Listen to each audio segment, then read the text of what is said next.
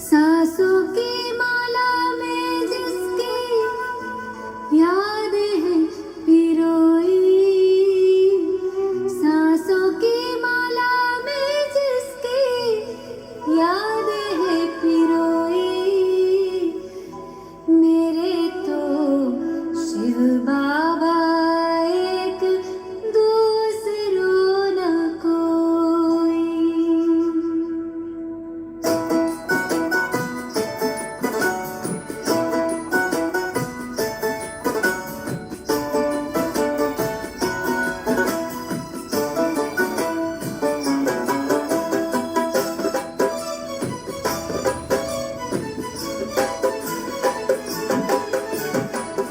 सांसों की माला में जिसकी यादें हैं पिरोई, सांसों की माला में जिसकी यादें हैं पिरोई, मेरे तो शिव बाबा एक दूसरों ना कोई, मेरे तो शिव बाबा एक दूसरों ना कोई। बाबा ही संसार मेरा, दुनिया मेरी वो ही, बाबा ही संसार मेरा, दुनिया मेरी वो ही, मेरे तो शिव बाबा एक दूसरों न कोई, मेरे तो शिव बाबा एक दूसरों न कोई।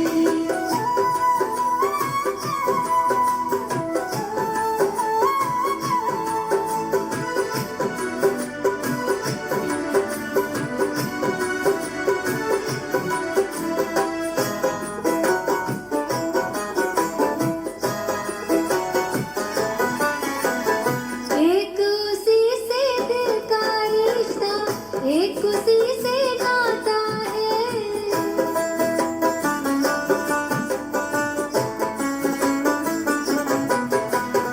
एक उसी से दिल का रिश्ता, एक उसी से नाता है, इन नैनों को सिवा शिव के और नजर न आता है, इन नैनों को सिवा शिव के और नजर न आता है।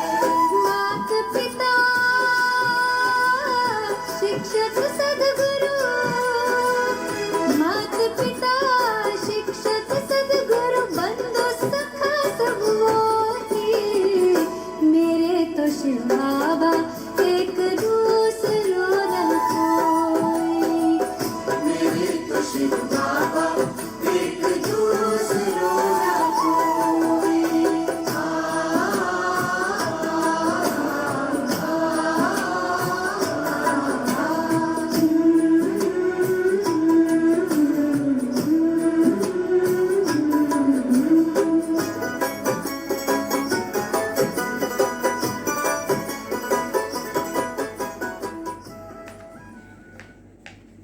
ओम शांति।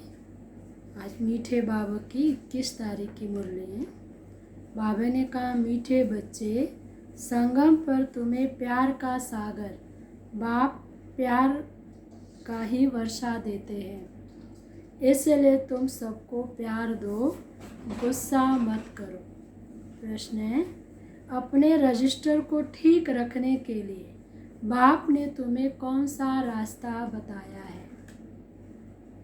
बाबा ने उत्तर दिया, प्यार का ही रास्ता बाप तुम्हें बताते हैं। श्रीमत देते बच्चे, हर एक के साथ प्यार से चलो, किसी को भी दुख नहीं दो, कर्मेंद्रियों से कभी भी कोई उल्टा कर्म नहीं करो, सदा यही जांच करो कि मेरे में कोई आसुरी गुण तो नहीं है, मूढ़ी तो नहीं हूँ, कोई बात में बिगड़ता तो नहीं हूँ। गीत है, ये वक्त जा रहा है, जो करना है कर लो, ये वक्त जा रहा है। ओम शांति। मीठे मीठे रूहानी बच्चों ने गीत सुना। दिन प्रतिदिन अपना घर अथवा मंजिल नज़दीक होती जा रही है। अब जो कुछ श्रीमत कहती है उसमें गफलत मत करो। बाप का डायरेक्शन मिलता है कि सबको मैसेज पहुंचाओ। बच्चे जानते हैं कि लाखों करोड़ों को ये मैसेज देना है। फिर कोई समय आ भी जाएगा जब बहुत हो जाएंगे तो बहुतों को मैसेज देंगे। बाप का मैसेज मिलना तो सबको है। मैसेज है बहुत सहज, सिर्फ बोलो, अपने को आत्मा समझ, बाप को याद करो। और कोई भी कर्मेंद्रियों से मनसा वाचा कर्मणा कोई बुरा काम नहीं करना है। पहले मनसा में आता है तब वाचा में आता है। अभी तुमको राइट रॉन्ग समझने की बुद्धि चाहिए। ये पुण्य का काम है, ये करना चाहिए। दिल में संकल्प आता है कि गुस्सा करे, अब बुद्धि तो मिली हुई है ना। अगर गुस्सा करेंगे तो पाप बन जाएगा। बाप को याद करने से पुण्य आत्मा बन जाएंगे। ऐसे नहीं कि अच्छा अभी हुआ फिर नहीं करेंगे। ऐसे फिर कहते रहने से आदत पड़ जाएगी। मनुष्य ऐसा कर्म करता है तो समझते हैं ये पाप नहीं है। बाबा कहते गलतियों पर गलतियां करते जाता है और मनुष्य सोचता है कि ये पाप नहीं है। बाबा कहते ना मनसा से ना वाचा से किसी को भी दुख नहीं देना, कोई भी ऐसा पाप कर्म नहीं करना। विकार को पाप नहीं समझते। अभी बाप ने बताया ये बड़े से बड़ा पाप है। इन पर बाबा कहते अभी बाप ने बताया ये बड़े से बड़ा पाप है, इन पर जीत पाना है और सबको बाप का मैसेज देना है कि बाप कहते मुझे याद करो। मौत सामने खड़ा है। जब कोई मरने पर होता है तो उनको कहते हैं गॉड फादर को याद करो, राम राम कहो, ये कहते हैं। लेकिन बाबा क्या कहते कि मरने से पहले शिव बाबा की याद हो। वह समझते ये गॉड फादर पास जाते हैं, परंतु वह लोग ये नहीं जानते कि गॉड फादर को याद करने से क्या होगा, कहाँ जाएंगे। आत्मा एक शरीर छोड़ दूसरा लेती है। गॉड फादर के पास तो कोई जा ना सके। तो अब तुम बच्चों को अविनाशी बाप की अविनाशी याद चाहिए। जब तमो प्रधान दुखी बन जाते हैं तब तो एक दो को कहते हैं गॉड फादर को याद करो। सब आत्माएं एक दो को कहती है। कहती तो आत्मा है ना कि भगवान को याद करो, गॉड फादर को याद करो। लेकिन गॉड फादर को आत्मा जानती नहीं है, ना खुद को जानती है ना खुदा को जानती है। ऐसे नहीं कि परमात्मा कहते हैं, आत्मा को कहती है ना बाप को याद करो। ये कॉमन रस्म है। मरने समय ईश्वर को याद करते हैं। ईश्वर का डर रहता है कि अंत समय में परमात्मा का मुख से नाम आए।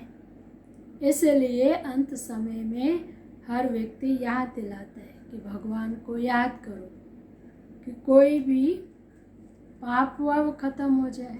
उस डर के मारे उनको याद कराते हैं। समझते अच्छे व बुरे कर्मों का फल ईश्वर ही देता है।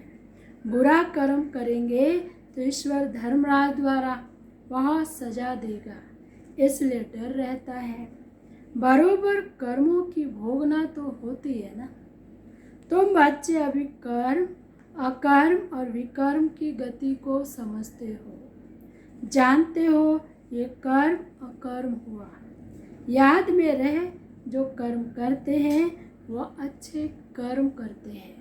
शिव बाबा के याद में जो भी कर्म किया वो अच्छे कर्म है, सुकर्म है। रावण राज्य में मनुष्य बुरे कर्म करते हैं। राम राज्य में बुरा काम कभी नहीं होता। अब श्रीमत तो मिलती रहती है ना, कहाँ बुलावा होता है। ये करना चाहिए व नहीं करना चाहिए, हर बात में पूछते रहो। समझो कोई पुलिस की नौकरी करता है तो उन्हें भी कहा जाता है तुम पहले प्यार से समझाओ, नहीं समझता तो बाबू कहते एक्शन लो। सच्चे ना करे तो बाद में मारो। प्यार से समझाने से हाथ आ सकता है, परंतु उस प्यार में भी योग बल भरा हो तो उस प्यार की ताकत से कोई को भी समझा सकेंगे। यह तो जैसे ईश्वर समझाते हैं। तुम ईश्वर के बच्चे योगी हो ना, कोई भी कार्य करो, बाबा कहते कोई पुलिस में भी हो लेकिन वो भी बाबा की याद में, पहले उसको प्यार से समझाना है। तुम ईश्वर के बच्चे योगी हो ना, तुम्हारे में भी ईश्वरीय ताकत है। ईश्वर प्यार का सागर, उनमें ताकत है ना, सबको वर्षा देते हैं। तुम जानते हो स्वर्ग में प्यार बहुत होता है। अभी तुम प्यार का पूरा वर्षा ले रहे हो। लेते लेते नंबरवार पुरुषार्थ करते करते प्यारे बन जाते हो। बाप कहते हैं किसको भी दुख नहीं देना, नहीं तो दुखी होकर मरोगे। बाप प्यार का रास्ता बताते हैं। मनसा में आने से वह शकल भी आ जाता है। मन के अंदर आ गया तो बाबा कहते चेहरे से भी दिखाई देता है। कर्मेंद्रियों से कर लिया तो रजिस्टर खराब हो जाएगा।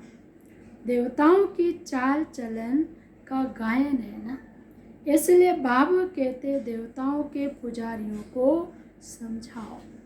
वह महिमा गाते हैं आप सर्वगुण संपन्न 16 कला संपूर्ण हो, और अपनी चाल चलन भी सुनाते हैं।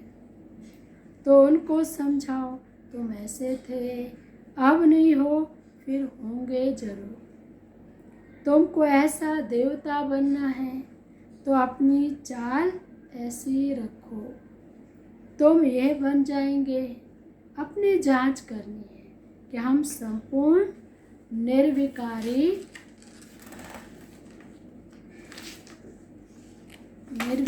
हैं। हमारे में कोई आसुरी गुण तो नहीं है, कोई बात में बिगड़ता तो नहीं हूँ, मूढ़ी तो नहीं बनता हूँ। अनेक बार तुमने पुरुषार्थ किया है। बाप कहते तुमको ऐसा बनना है, लक्ष्मी नारायण जैसा बनना है। बनाने वाला भी हाजिर है, कहते कल्प कल्प तुमको ऐसा बनाता हूँ। कल पहले जिन्होंने ज्ञान लिया वह जरूर आकर लेंगे। पुरुषार्थ भी कराया जाता है और बेफिक्र भी रहते हैं। ड्रामा की नूंद ऐसी है। कोई कहते हैं ड्रामा में नूंद होगी तो जरूर करेंगे।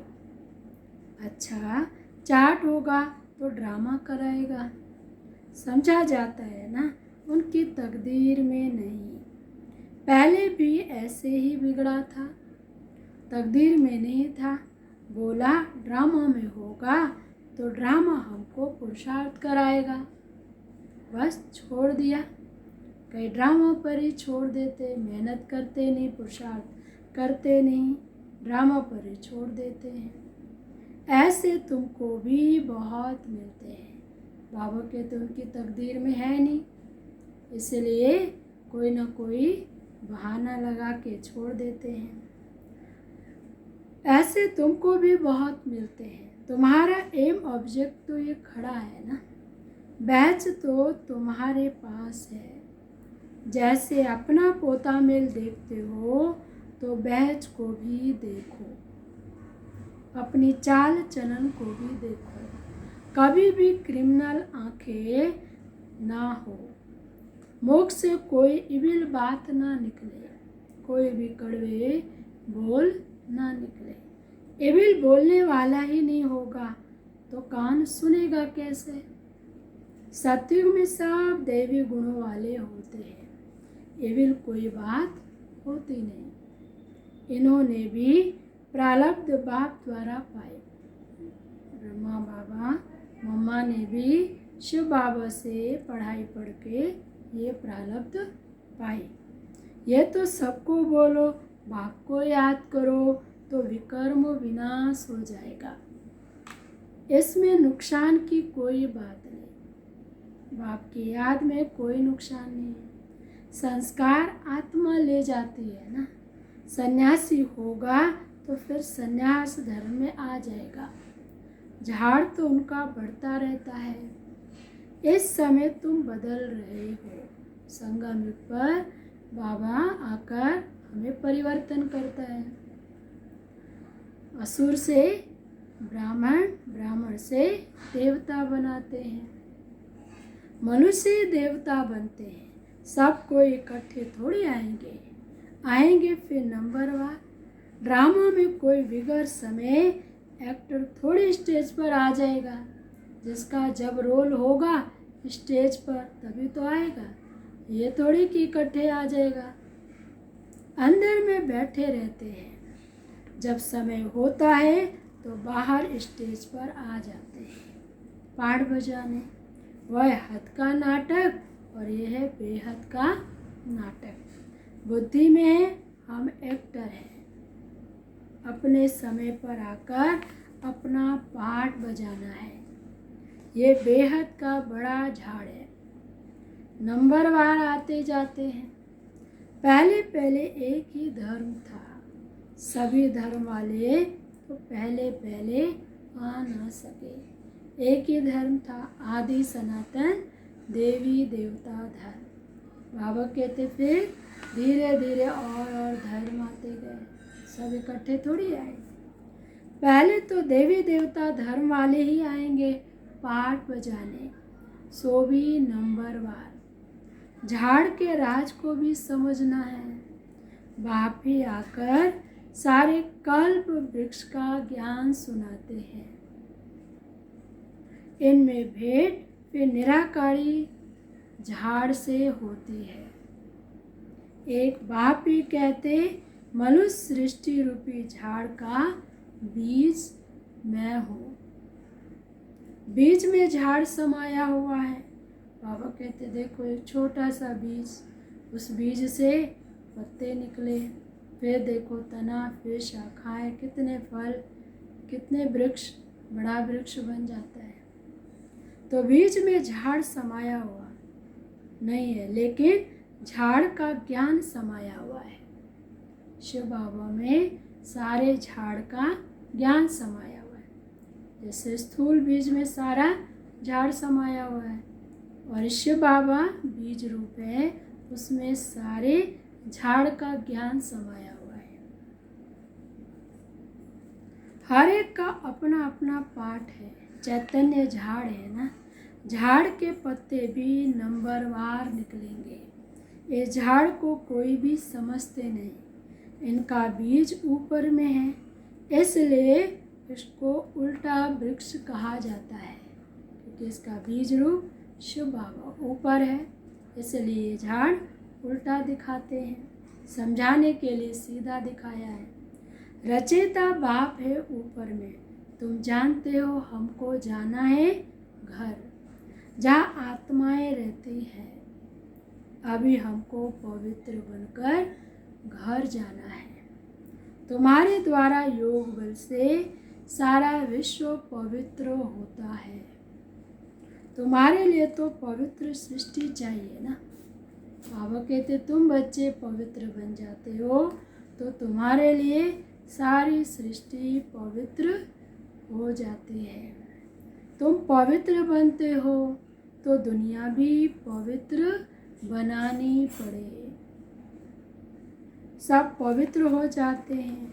तुम्हारी बुद्धि में है, आत्मा में ही मन बुद्धि है ना, चैतन्य है। आत्मा ही ज्ञान को धारण कर सकती है। तो मीठे मीठे बच्चों को ये सारा राज बुद्धि में होना चाहिए। कैसे हम पुनर्जन्म लेते हैं। 84 का चक्र तुम्हारा पूरा होता है। तो सबका पूरा होता है। सब पावन बन जाते हैं। ये अनादि बना हुआ ड्रामा है, एक सेकेंड भी ठहरता नहीं। सेकेंड बाय सेकेंड जो कुछ होता है सो फिर कल्प के बाद होगा। हर एक आत्मा में अविनाशी पाठ भरा हुआ है। वह एक्टर करके 2-4 घंटे का पाठ बजाते हैं। ये तो आत्मा को नेचुरल पाठ मिला हुआ है। तो बच्चों को कितनी खुशी होनी चाहिए। अतीन्द्रिय सुख अभी संगम का ही गाया हुआ है। बाप आते हैं 21 जन्मों के लिए, हम सदा सुखी बन जाते हैं। खुशी की बात है ना। जो अच्छी रीति समझते और समझाते हैं वह सर्विस पर लगे रहते हैं। कोई बच्चे खुद ही अगर क्रोधी है तो दूसरे में भी प्रवेशता हो जाती है। ताली तो दोनों हाथ से बजती है। वहाँ ऐसे नहीं होता। यहाँ तुम बच्चों को शिक्षा मिलती है। कोई क्रोध करे तो तुम उन पर फूल चढ़ाओ, प्यार से समझाओ। फूल चढ़ाओ माना बाबा कहते ये नहीं कि सचमुच के फूल चढ़ाना है, प्यार से समझाओ। ये भी एक भूत है ना। क्रोध भी क्या है? सबसे बड़ा भूत है, बहुत नुकसान कर देता है। क्रोध कभी नहीं करना चाहिए।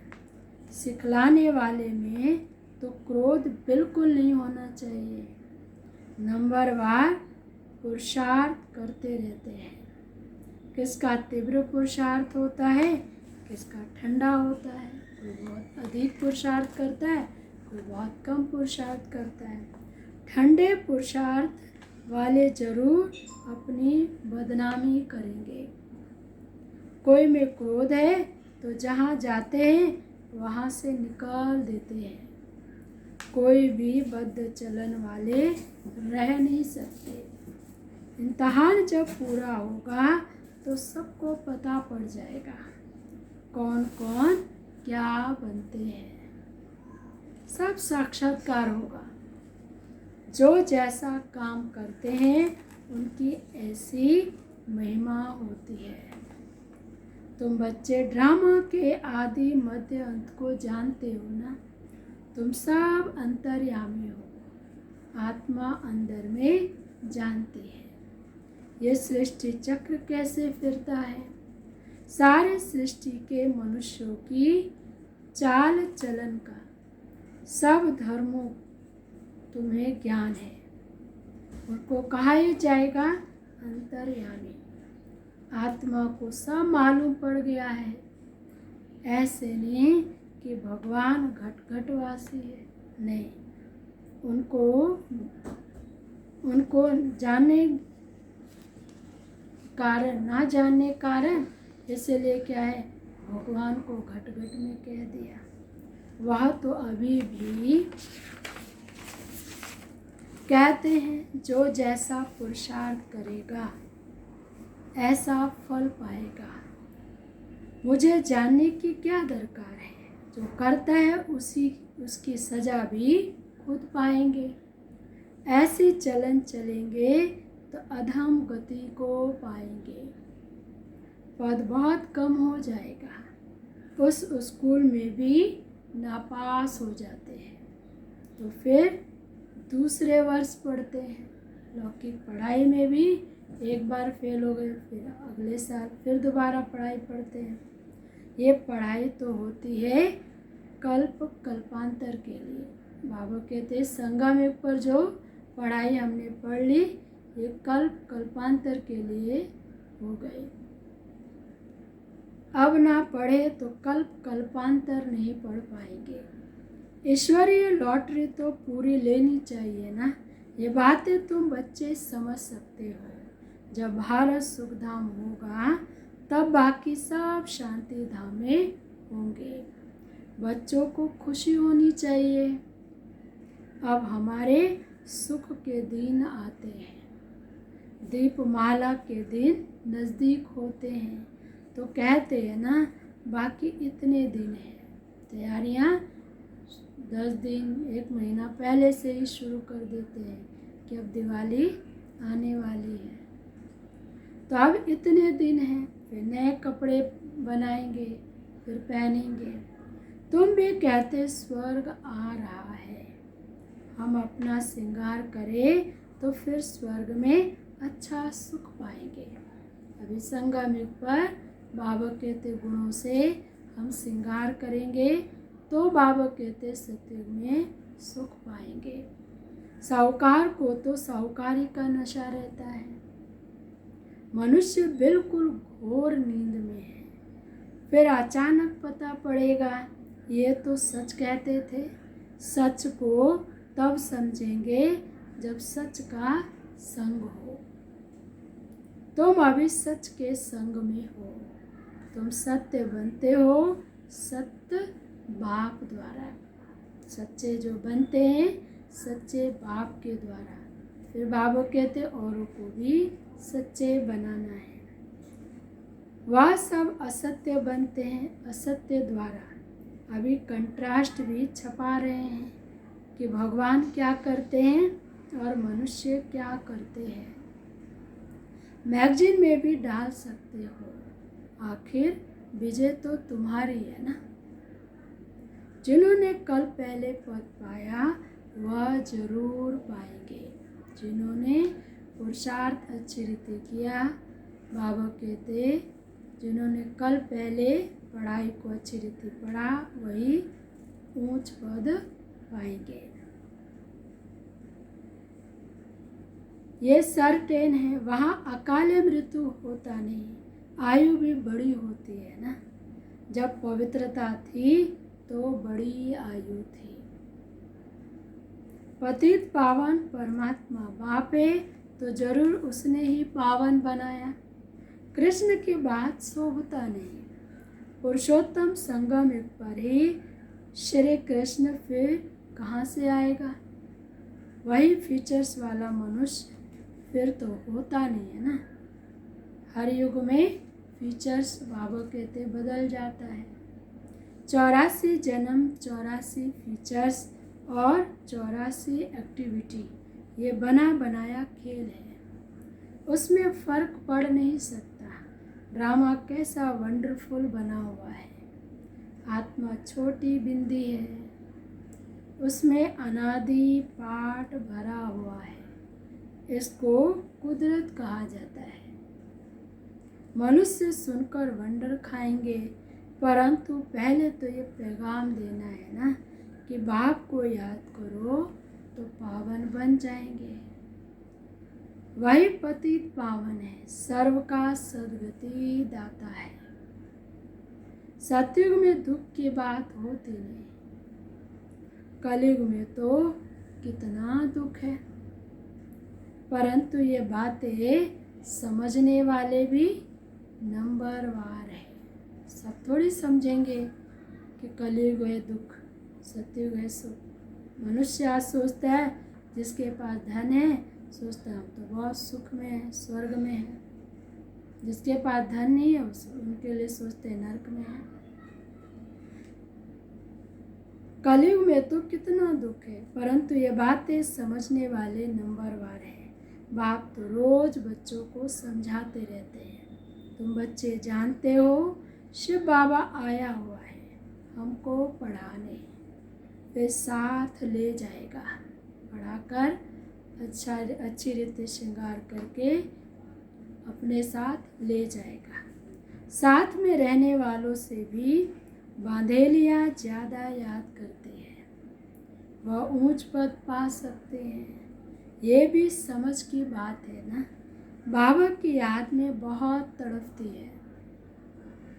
बाप कहते बच्चे याद की यात्रा में रहो, दैवी गुण भी धारण करो तो बंधन कट जाएंगे, पाप का घड़ा खत्म हो जाएगा।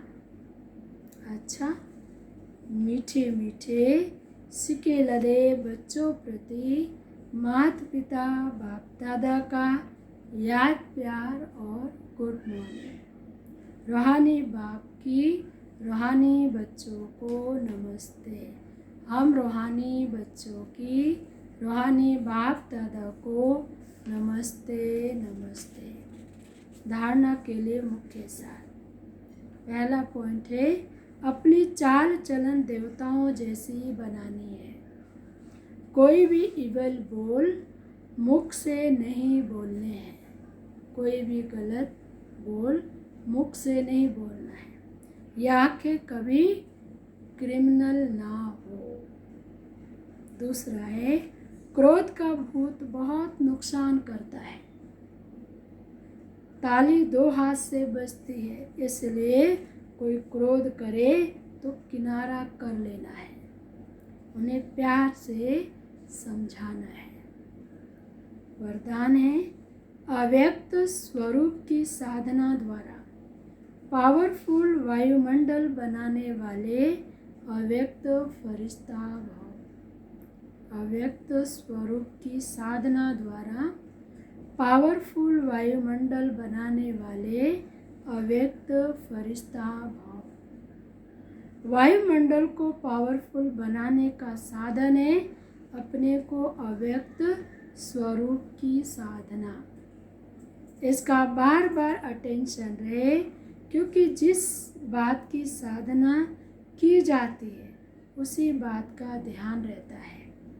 तो अव्यक्त स्वरूप की साधना अर्थात बार बार अटेंशन की तपस्या चाहिए। इसलिए अव्यक्त फरिश्ता भाव के वरदान को स्मृति में रख शक्तिशाली वायुमंडल बनाने की तपस्या करो, तो आपके सामने जो भी आएगा वो व्यक्त और व्यर्थ बातों से परे हो जाएगा। स्लोगन है, सर्वशक्तिवान बाप को प्रत्यक्ष करने के लिए एकाग्रता की शक्ति को बढ़ाओ। सर्वशक्तिवान बाप को प्रत्यक्ष करने के लिए एकाग्रता की शक्ति को बढ़ाओ। ओम शांति।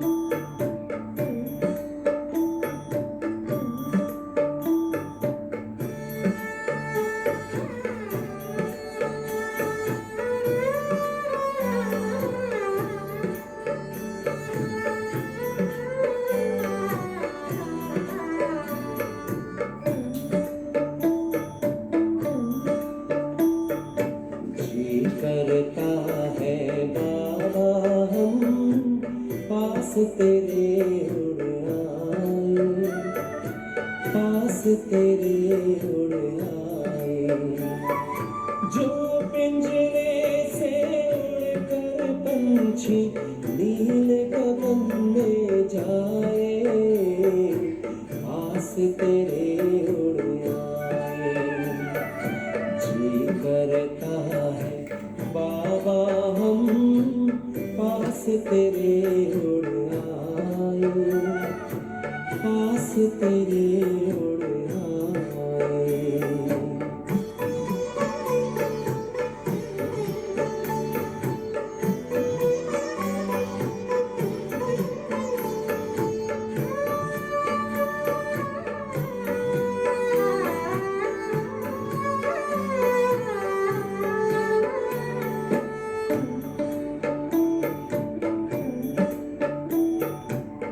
कोई शैना भाती है अब याद घर की आती है, करे इशारा किरण तुम्हारी जैसे हमें बुलाती है। तेरी याद में समा के हम तो तुम सा ही बन जाए, पास तेरे उड़ आए, पास तेरे उड़ आए।